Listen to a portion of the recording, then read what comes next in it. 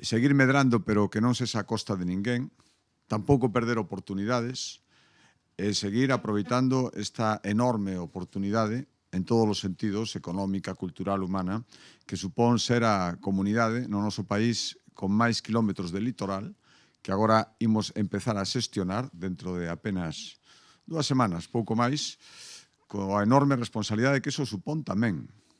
E, polo tanto, imos aplicar a economía azul, o que sabemos de mimar e de coidar todo o que ten que ver co mar en Galicia, tamén esa xestión.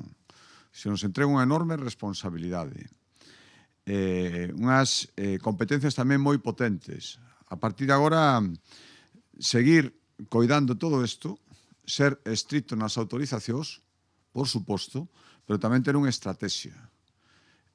Saber, isto eu repito moitas veces porque é o que eu entendo como esencia de xestionar o litoral, que na costa hai que vivir tamén. E para vivir hai que preservala e que siga creando riqueza, pero tamén saber que estamos as persoas e que os que levan moito tempo ali instalados,